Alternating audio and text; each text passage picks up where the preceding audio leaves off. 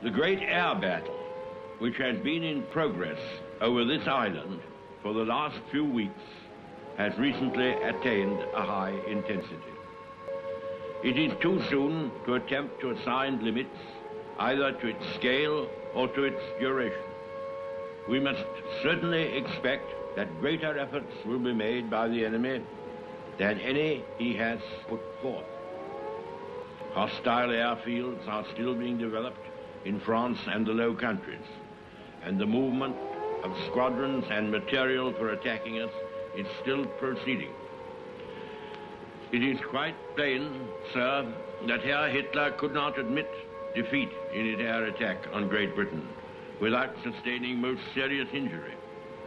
If, after all his boastings and blood-curdling threats and lurid accounts trumpeted round the world of the damage he has inflicted, of the vast numbers of our Air Force he has shot down, so he says, with so little loss to himself, if after all this, his whole air onslaught were forced, after a while, tamely to peter out, the Führer's reputation for veracity of statement might be seriously impugned. We may be sure, therefore, that he will continue. On the other hand, the conditions and course of the fighting have so far been favorable to us. It must also be remembered that all the enemy machines and pilots which are shot down over our island or over the seas which surround it are either destroyed or captured, whereas a considerable proportion of our machines and also of our pilots are saved and soon again, in many cases, come into action. The gratitude of every home in our island, in our empire, and indeed throughout the world, except in the abodes of the guilty, goes out to the British airmen who, undaunted by odds, unwearied in their constant challenge and mortal danger, are turning the tide of the world war by their prowess and by their devotion. Never in the field of human conflict was so much owed by so many to so few.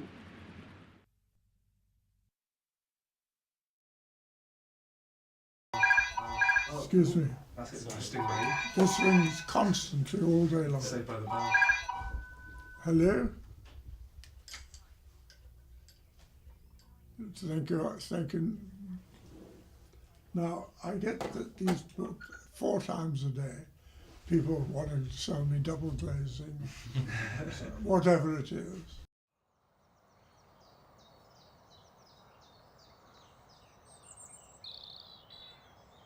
We're here now, not in Norfolk with Dad, Are you recording anything or not? but here in Oxford where I live with my family. And with me is Eddie, my youngest, who, if you look closely, I think bears a striking resemblance to that picture of my dad over my shoulder. But anyway, whilst my parents were posted here, there and everywhere, so I always swore that when I was going to settle down that I would put down roots and that we would live in a very different way. So we've been in Oxford now for 28 years. We've been in this house for 26 years. So there's a bit less than that, though, wouldn't you reckon? Max is 26, moved in, he's 2. 23 years, 23, yeah. That's right. 23 years.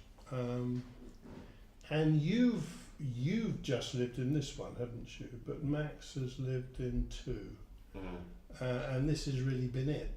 Yeah, I can't imagine moving house. But can you imagine what it was like? Or being boarding school, or when your parents were flying around the country? Couldn't imagine that. You'd probably quite like that, wouldn't you? Now being somewhere else other than where your parents are. Yeah. What do you think of people our age today?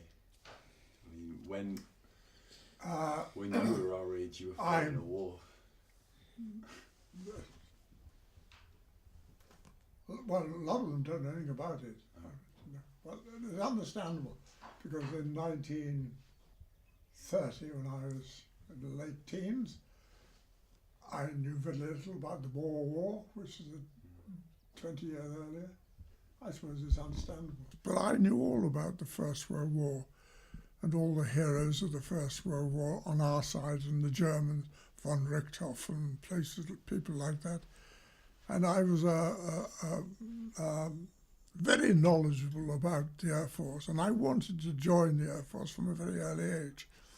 I joined the Volunteer Reserve in 1938, and I didn't know anything about aeroplanes. I'd never been airborne in my life. And the engine was just a black mass up front, and you know, when you pulled the propeller, it went round and that sort of thing. I was absolutely ignorant about aircraft because we weren't trained, and kids like me were 19, 20. We couldn't shoot to save our souls. And the only thing we could get was to get as close to the enemy, almost as touching distance before you fired. That was the only way you could hit from dead astern. Then, of course, the Germans, the fighters, would be sitting astern of us and shooting us down as we shot the bombers down. And we were trained in the sense that we knew what we were doing. I'd never hit anything with a machine gun bullet in my life.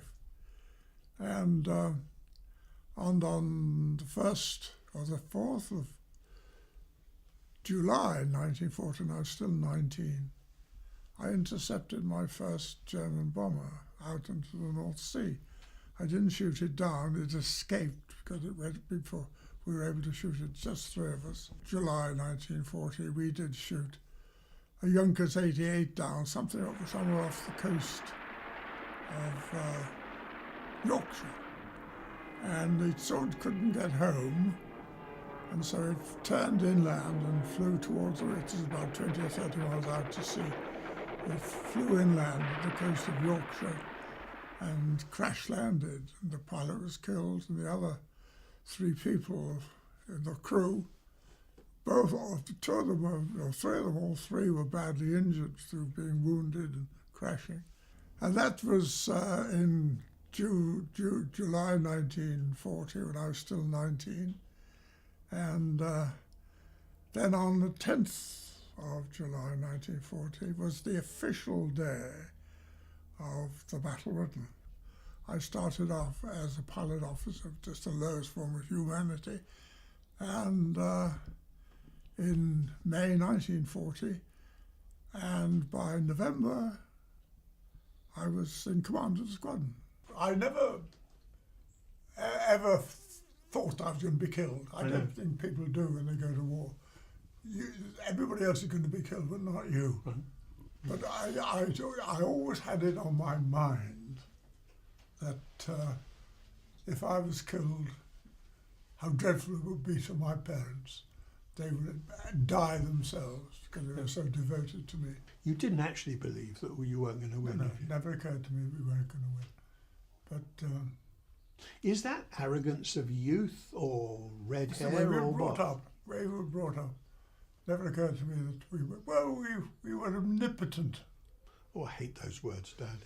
I know. We've had to work on them with you for years, haven't we? No. You almost possibly hear that Britain was united in their attitude towards Germany in September 1939. They weren't. Half of Britain didn't want to fight. They had no intention of fighting. When war started in September, a third of this country didn't want to fight at all. Britain wasn't united. A lot of Britain were very, very brave and courageous and everything else besides. Not all of it. The Battle of Britain lasted until October the 31st, officially. And during those 16 weeks, I flew 141 times against the enemy, with some success. I went bailed out once and I crashed a couple of times. I lost 4 aircraft, one way and another, and I survived. We lost 500 killed, my friends and colleagues, all about my age. 650 hideously burned, badly wounded, and all sorts of the rest of it. And we lost over 1,000 aircraft. The story that stuck with me the most was he remembers when his comrade got shot down in his plane. He was on fire, burning, falling down from the sky. The thing he could smell was roast pork. Like that story, that was probably the only story which really sort of stuck with me, because that was really sort of visual. Like a man smelling roast pork because he's burning. Like, that's crazy. The Germans we shot down were just like us. I met many of them after the war. There was a chap, a very famous chap, all the big names, Galland and various other people I met on and off. And there was a chap called Hans Eckhart Bob, but he was just like me. He was about my age, slightly older, and he did very well during the war. And we used to meet at Duxford quite frequently. His English was not very good, and we used to sit next door to each other, signing books and prints and various things about the war. And every now and again he used to lean next door to me and dig me in the ribs with his elbow and say, "I could shoot you down with 4 shots." And he could, because they had cannons and the things we only had machine gun. But I learned a lot of them. They were very like us. But they were always 1 step, not 1 step, 10 steps ahead of us in everything they did, in their tactics, in their forces, in their tanks, in their aircraft and everything else. Sometimes I ask myself, why did we win? And the answer is, there's a chap up there, pulls strings. So I'm going to tell you a little story, which is an amusing story, which is perfectly true, in a moment. And this delightful girl that I had met was in the wife, who eventually became my wife. We married on the 3rd of June 1945, and she was still in the services. And I think that when people fall in love, they often do so because somebody completes them. And as I said, if ever 2 people completed each other, it was Mum and Dad. My wife was also joined the services about the same time as I did, as a wife. So we're a flying family, because my wife flew as well. She served throughout the war, and we lived together, 70 years, wasn't it? Yep. Did you ever think you'd have a family while you were fighting? 3, no. In the war? No. My wife died about 2.5 years ago. My mum was remarkable. My mum held everything together, which is often the case in services families. And so Mum was always the link, and I suppose I was the communicator within the 3 boys, my 2 brothers and I.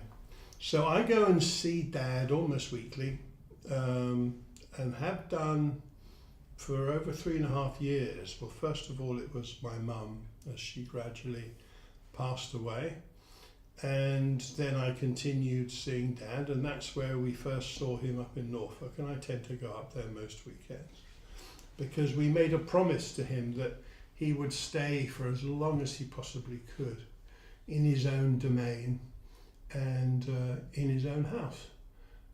And that's where he wants to be.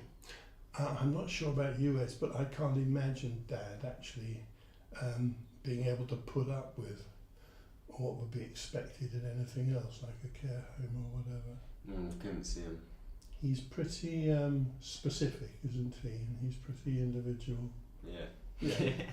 My 3 sons, when they were in America in 1950, something like that. My younger brother is most of the time in Bahrain.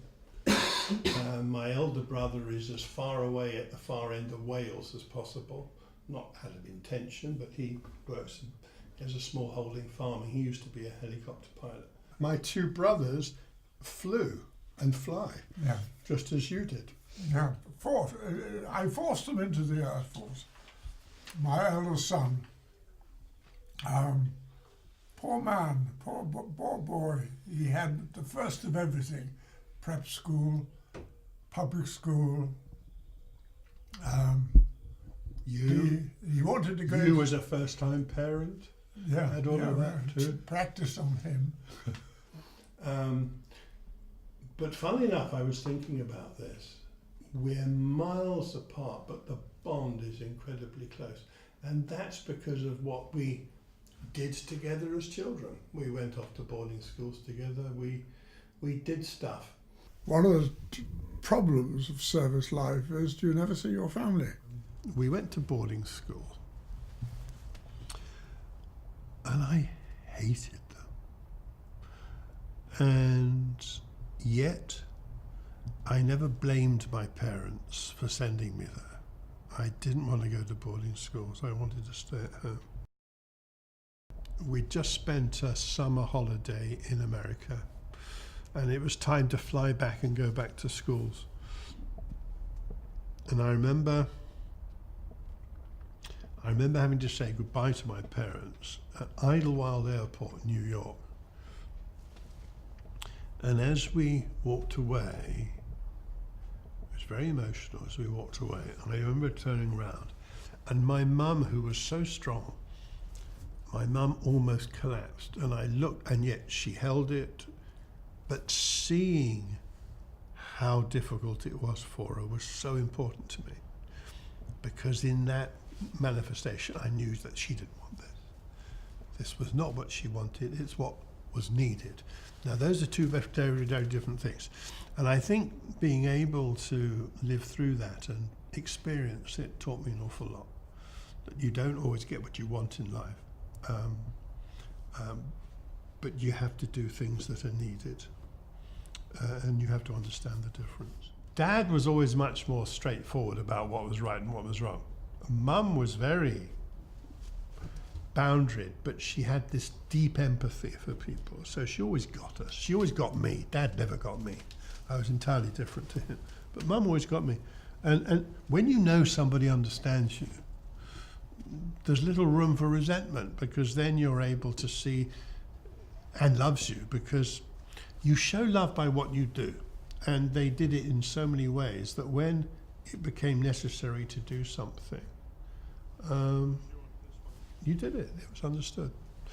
I think it's when people are inconsistent and you don't believe what's happening because it doesn't happen in a rhythm, then it's much more difficult to accept. But we knew what our life was, and that was it. So we dealt with it, even though it was so painful to be away from them.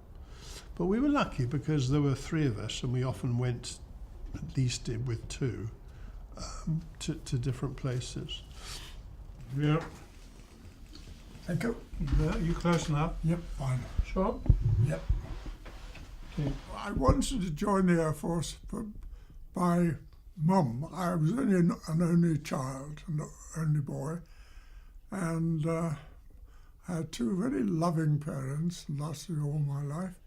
My mother wouldn't let me join the Air Force because she always said that she met a lot of RFC, Royal Flying Corps officers during the war, and they were all drunks, and she didn't want her son to grow up as a drunk. So I was forbidden even to apply. Okay. I've got your sausage roll there, but you can have a bit of that ham if you like. I think one of the things they're going to do is ask about family. Yeah, Okay. I have to be And how you very careful what I say. how you're habitually weighted on hand and foot by all of them. Would you say you appreciated more after learning about that, or was there still already that love for him? And Yeah, I mean, he was my granddad. I remember sitting on the lawnmower with him back when I was younger. I mean, we just had a normal grandfather-grandson relationship. But yeah, I definitely took him, I wouldn't say took him more seriously, but I definitely appreciated how he's come from that to this. How he's come from sort of lonely, not lonely, but during the war it was obviously quite a period of time where you had to be independent and you had to stick by yourself and keep yourself in the right mind state. And so all of these questions came flooding through my head when I found out who he was, and sort of I tried to put that in my day-to-day life as much as possible.